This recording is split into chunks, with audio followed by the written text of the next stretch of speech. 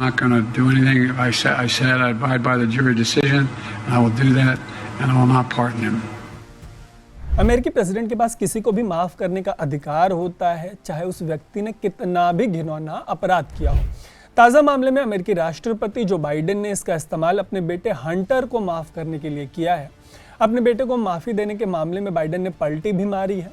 दरअसल इस मामले पर वो हमेशा से ये कहते आए कि वो राष्ट्रपति की ताकतों का इस्तेमाल अपने बेटे को माफ़ करने के लिए नहीं करेंगे, लेकिन जैसा कि मैंने आपको बताया, राष्ट्रपति जी ने, देश के सबसे ताकतवर देश के प्रेसिडेंट ने पलटी मार दी।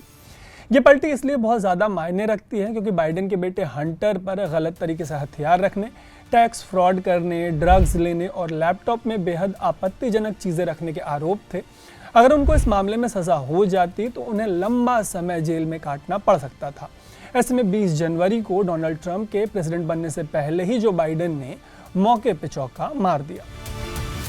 हमारी ये वाली जो स्टोरी है, इसमें हम आपको बताएंगे कि जो बाइडेन के बेटे के खिलाफ किस तरीके के अय्याशी के मामले थे, उनके नशे की लत के बारे में बात करने से लेकर हम आपको ये भी बताएंगे कि उनके लैपटॉप में क्या क्या था, उन्होंने किस तरीके से न सिर्फ टैक्स फ्रॉड किया बल्कि गलत तरीके से हथियार भी खरीदे, और फिर आपको अंत में समझाएंगे कि अपने बच्चों को बचाने के लिए एक बाप क्या क्या नहीं करता, चाहे वो बाप अमेरिका का प्रेसिडेंट ही क्यों ना हो। नमस्ते, मेरा नाम है तरुण। शुरू करते हैं ये स्टोरी, लेकिन सबसे पहले ऐसी ही स्टोरीज़ के लिए आप स्विच को फेसबुक, यूट्यूब और इंस्टाग्राम पे फॉलो और सब्सक्राइब ज़रूर कर लीजिएगा। बाइडेन ने अपने बेटे को पूरी तरह से और बिना किसी शर्त के माफ़ किया है। हंटर को गलत तरीके से बंदूक रखने और टैक्स फ्रॉड के लिए सज़ा होनी थी, लेकिन अपने राष्ट्रपति पिताजी की वजह से वो बच गए। हंटर को माफ़ी दी जाने की जानकारी संडे को जो बाइडेन ने एक स्टेटमेंट इशू करके दी। हालांकि बाइडेन ने पलटी मारने के पहले कहा था कि वो अपनी ताकतों का इस्तेमाल बेटे को माफ़ करने के लिए तो दूर, बल्कि उसकी सज़ा कम करने के लिए भी नहीं करेंगे।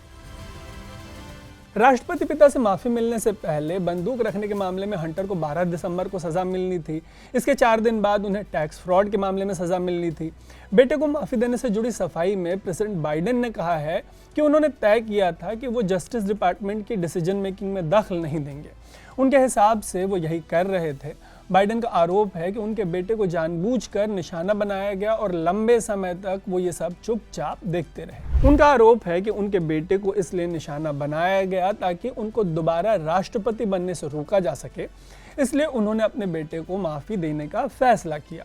माफ़ी मिलने से पहले जून में हंटर बाइडेन को 2018 के हैंडगन मामले में दोषी पाया गया था।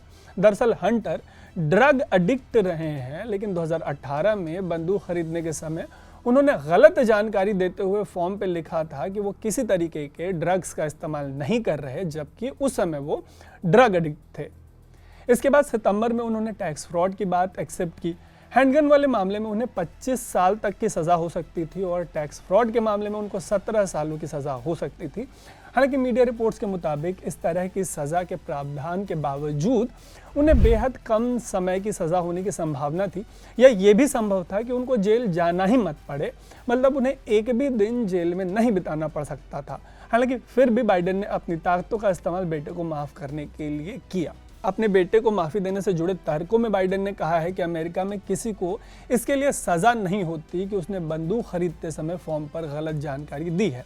टैक्स वाले मामले में उन्होंने कहा कि अगर कोई ड्रग एडिक्ट समय से टैक्स नहीं भर पाता और वो बाद में हर जाने के साथ टैक्स भर देता है तो उसके ऊपर आपराधिक कार्रवाई नहीं होती है।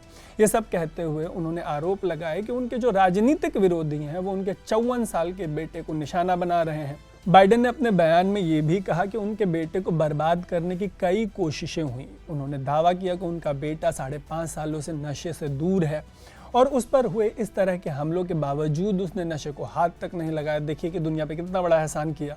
ऐसे में उनके पास इस पर भरोसा करने का कोई कारण नहीं था कि उनके बेटे पर राजनीतिक हमले रुक जाएंगे, और इसी वजह से उन्होंने राष्ट्रपति की ताकतों का इस्तेमाल करते हुए बेटे को माफ़ कर दिया। डोनाल्ड ट्रंप ने अक्टूबर महीने में ही कहा था कि बाइडेन अगर अपने बेटे को माफ़ कर देते हैं तो ट्रंप को कोई अचरज नहीं होगा। ट्रंप ने बाइडेन पर अपनी ताकतों के गलत इस्तेमाल का आरोप लगाया है। ट्रंप का कहना है कि बाइडेन ने अपने बेटे के लिए उस तरह की ताकतों का इस्तेमाल किया जिसका एक्सेस आम लोगों के पास मौजूद नहीं है। हालांकि 2017 से 2021 तक खुद प्रेसिडेंट रहते हुए ट्रंप ने भी अपने फेवरेट्स को माफ़ करने के लिए सिमिलर ताकत का इस्तेमाल किया था। ट्रंप की जो रिपब्लिकन पार्टी है वो हमेशा से हंटर पर हमलावर रही है। दूसरे देशों से होने वाली कमाई हो या हंटर के बिखरे हुए रिश्ते हों या कोकेन की लत हो, ट्रंप की जो रिपब्लिकन पार्टी है इन मुद्दों को जमकर उठाया। 2020 के चुनाव से पहले हंटर के लैपटॉप को लेकर भी बहुत बवाल हुआ। दरअसल उन्होंने अमेरिका के डेलावेयर में ये लैपटॉप रिपेयर करने के लिए एक शॉप पे दिया था। रिपेयर शॉप से ये लैपटॉप उनके पिता के राजनीतिक विरोधियों यानी रिपब्लिकन पार्टी वालों के हाथ लग गया। रिपब्लिकन पार्टी वालों का दावा था कि इस लैपटॉप में हंटर की आपत्तिजनक तस्वीरें थी। इन तस्वीरों में वो बंदूक के साथ पोज करते दिख रहे थे, ऐसा रिपब्लिकन पार्टी वालों का आरोप था। आरोप था कि सेक्स वर्कर्स के साथ भी उनकी तस्वीरें हैं, कुछ और तस्वीरों में वो कोकेन करते नजर आ रहे हैं। ये तमाम एलिगेशंस थे।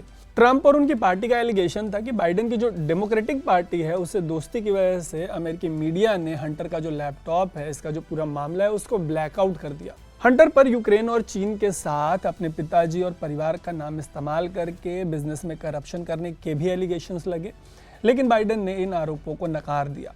रिपब्लिकन पार्टी का कहना है कि हंटर पर जो आरोप लगे थे वो बस टिप ऑफ द आइसबर्ग थे, मतलब जितना दिखा वो बहुत कम था, काफ़ी कुछ अभी आया ही नहीं जनता के सामने। और इतने गंभीर मामलों में बेटों को माफ़ करने को लेकर बाइडेन की चौतरफा आलोचना हो रही है। वहीं हंटर का कहना है कि उनके सबसे काले दिनों के दौरान उनसे जो गलतियां हुई हैं उनको स्वीकार करते हुए हंटर ने माफ़ी मांग ली है, फिर भी उनकी गलतियों को उनके परिवार को जलील करने के लिए इस्तेमाल किया गया। उनका कहना है कि उनकी ज़िंदगी फुल ऑफ लर्निंग्स है, उनको बहुत सीख मिली है अपनी ज़िंदगी से, और उन्हें मिली माफ़ी को वो हल्के में लेने के बजाय उनकी मदद करेंगे जो ड्रग्स की लत से अभी भी स्ट्रगल कर रहे हैं। तो ये तो रही अमेरिका के अय्याश बेटे की कहानी। जो कॉमन मैन है, जो जी स्विच का ऑडियंस है, वो इस तरीके की ताकत के इस्तेमाल के बारे में क्या राय रखता है वो हमें कमेंट बॉक्स में ज़रूर बताएं। ऐसी ही स्टोरीज़ के लिए स्विच को फेसबुक, यूट्यूब और इंस्टाग्राम पे फॉलो और सब्सक्राइब ज़रूर कर लीजिएगा। देखते रहिएगा स्विच। मेरा नाम है तरुण।